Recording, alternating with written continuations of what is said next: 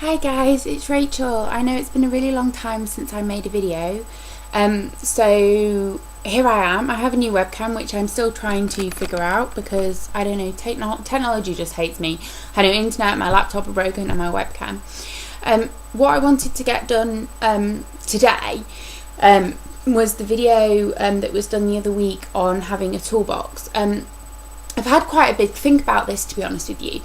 And what I was thinking is that it's all well and good having a toolbox, okay, of like coping mechanisms. And by a toolbox, we mean we can have a physical, literal box if we want, with quotes in it, letters from people who inspire us, inspiring pictures from, I don't know, from periods of time when we were happy. And I was thinking about something I did with my therapist when I was quite ill. And what we did was something called a traffic light system. And a traffic light system is basically where you have red, amber, green, okay? And at red, that is when you're most distressed, amber, green, and obviously it lessens. What you then have is a list of warning signs for each of those situations, and then you have step 1 and step 2. I always end up, when I'm incredibly distressed, and maybe at times when you're not as distressed, maybe you can access some of these things where you will go and get out a book that inspires you, or you will read through a letter that a friend wrote to you telling you how amazing you are, and you're in a place cognitively to do that. Now, if you're in a very distressed state, that's a big ask. That's a big difference. When I'm very, very distressed, I always end up on the bathroom floor.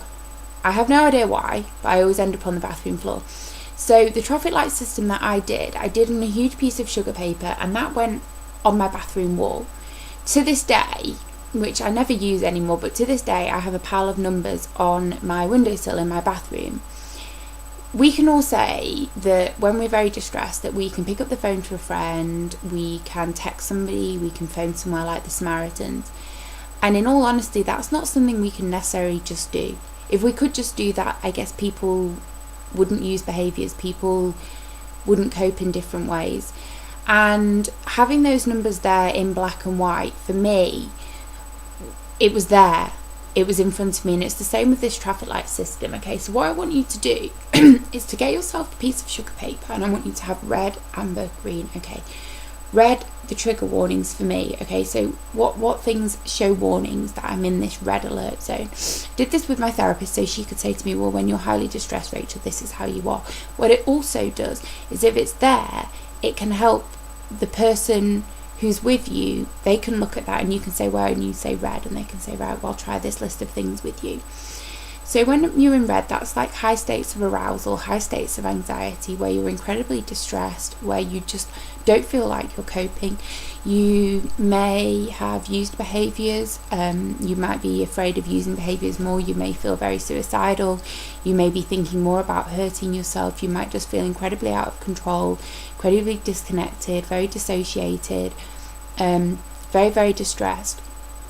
When in that state, and if you have this on your wall for yourself, some of the warning signs of being in that high state are you obviously, and this is going to sound really obvious, but sometimes at the time it isn't, heart racing, tapping, fidgety, and sometimes we need help.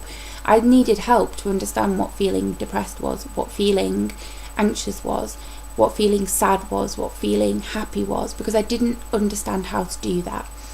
So you will have a lot of very negative thoughts, you will be feeling very impulsive, you may well have already used behaviours like I've said. You may feel like you're going to hurt yourself more, you feel you could hurt another person, okay?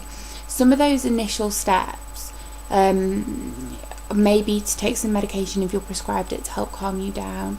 It might be to make a call to a therapist. They use something in DBT called coaching calls. You might feel able to text somebody, you might be able to use, I run a self-help group and a lot of the girls post there. You in that state, you could be in that state for seconds, minutes, days, weeks, whatever, and just not be alone. And so, for example, I've been in situations where I've never been left at home on my own. My medication has always been kept from me. All the things I could potentially hurt myself have been taken from me, which is not too dissimilar to being in hospital. So there are some of the first steps you can do to try and contain some of those very difficult emotions.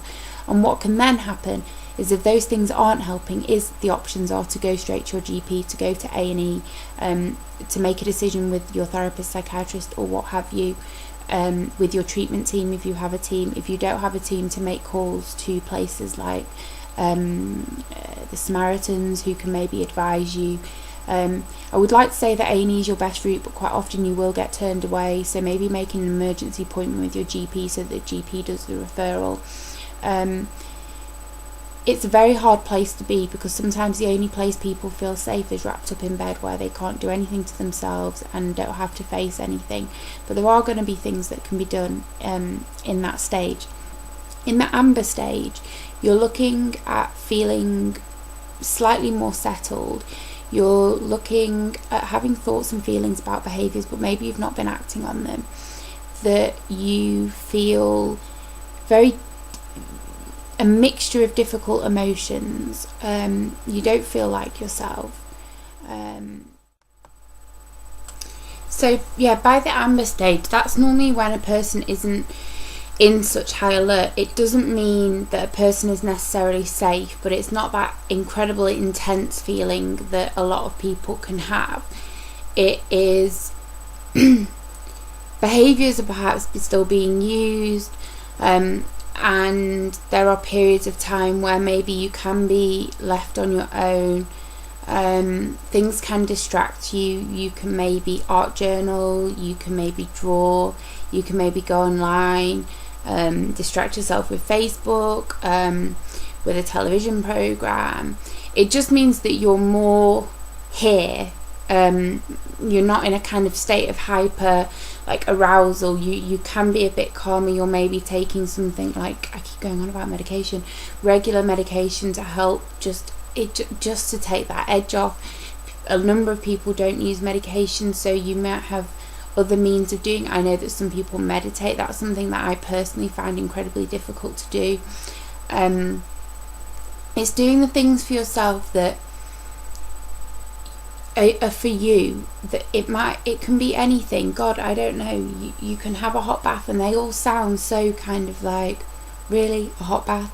But it is those kind of gentle things, and actually somebody helping you, somebody saying, oh, look at this in this magazine, somebody trying to just capture you, and you having those periods where you do have that a bit of attention.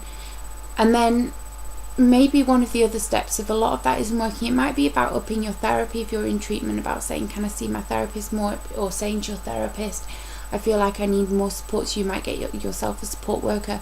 I'm not going to sit here and say that you're suddenly going to get a therapist or suddenly going to get a support worker, but if you are in a treatment team, it is about trying to articulate that you are struggling more. If you aren't getting support in that way, it's maybe accessing support from home, from friends, from family members, flatmates. It might be about trying to text a friend and just say, can you come round for like half an hour, or can you come and watch the X Factor with me? Just something where you're able to communicate a bit better.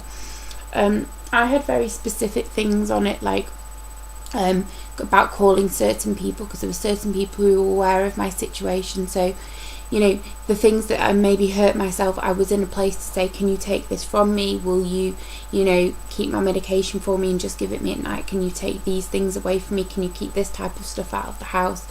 It's where you can maybe pick up your animal and have a cuddle. You can maybe ask for a hug. You can maybe ask for someone to just be with you while you calm down, until you fall asleep, and just be very soothing with you, stroking your hair, holding your hand. And they may sound like they make you a real child, but I know people who are my age, who are older, who need that same thing. And it's just sometimes being held and having a hug and just having somebody close to you and just feeling safe for a little while. So that's kind of where the amber thing is, and there are steps, and if those things like those distraction techniques aren't working that usually would, you do need to, you need some sort of structure, but don't put too much pressure on yourself. It has to be something that's going to be manageable for you. And then when it comes down to the green, that's when you're kind of feeling okay. I mean, you're not feeling great, but you're kind of feeling safer in yourself. You're not feeling those same urges to hurt yourself.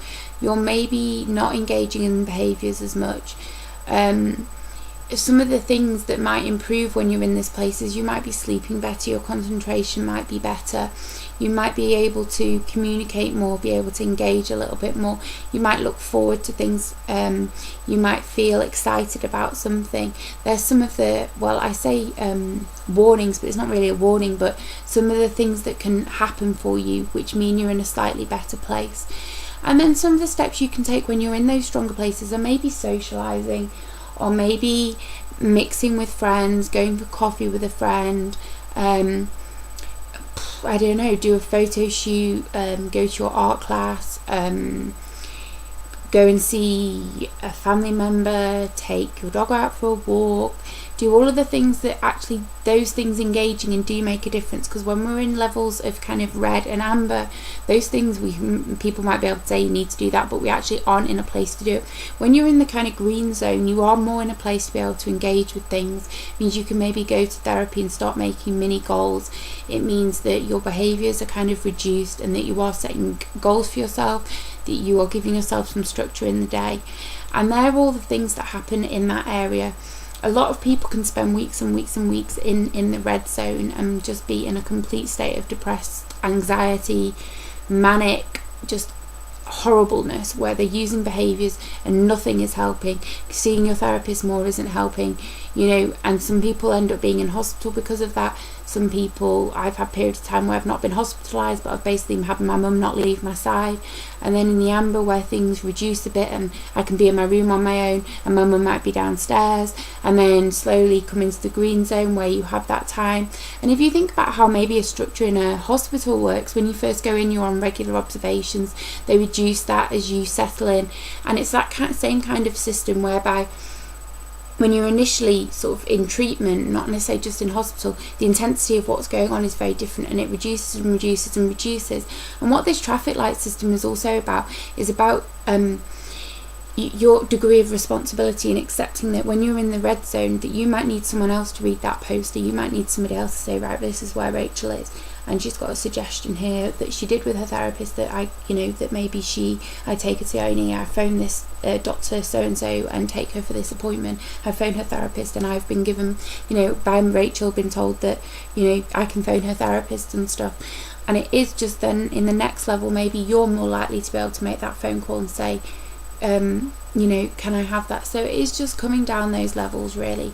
I hope that's been of some help for you, and I will be making another video soon, so I hope this has been okay. Okay guys, bye.